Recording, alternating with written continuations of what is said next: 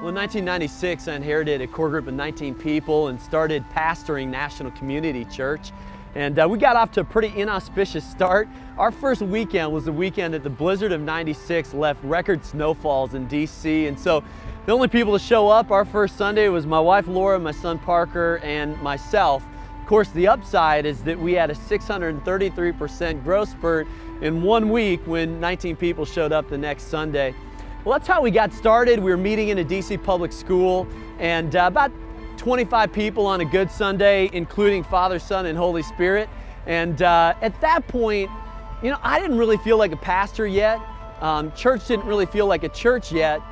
And then one day I got a voicemail from the person in charge of leasing DC public schools informing us that we could no longer meet at the school that we were meeting at. And I wish I could say that I responded in faith and courage, but honestly felt like we were just on the verge of becoming a homeless church. And I still have my journal entry from September 27th, 1996.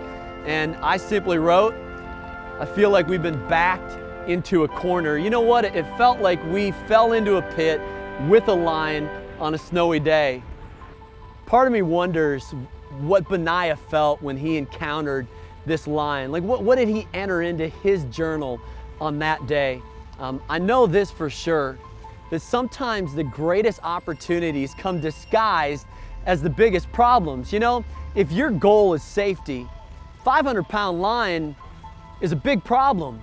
But if your goal is climbing the chain of military command, then a 500-pound lion is an amazing opportunity, because it's a stage where you can prove yourself as a valiant warrior. See, if you zoom out and really look at this story, I think what you see is this: no adversity equals no opportunity. And the bigger the adversity, the bigger the opportunity for God to reveal His glory in our lives. There's this old saying that rough seas make great sailors. 500-pound lions make valiant warriors.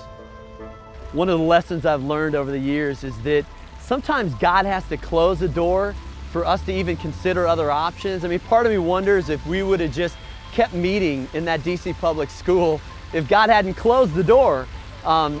Sometimes you have to fall into the pit to discover that 500-pound opportunity. And it felt like a pit with a lion on a snowy day, but God opened an amazing door of opportunity in the movie theaters at Union Station. Union Station is the most visited destination in Washington, D.C. 25 million people pass through the station every year. We have 40 food court restaurants right outside of our front door, and we even have our own subway system. And if you can't get to us via Metro, we've got a bus stop and a train stop. Bottom line is this: God strategically positioned us in a spiritual beachhead to reach our community. Our vision is to meet in movie theaters at Metro stops throughout the DC area. Doing church in the middle of the marketplace is part of our DNA. But here's the thing: it started out as a problem. It was some adversity that we encountered, but we discovered our destiny in that pit. Now, I don't know what problems you have, I don't know what adversity you face, but I do know this.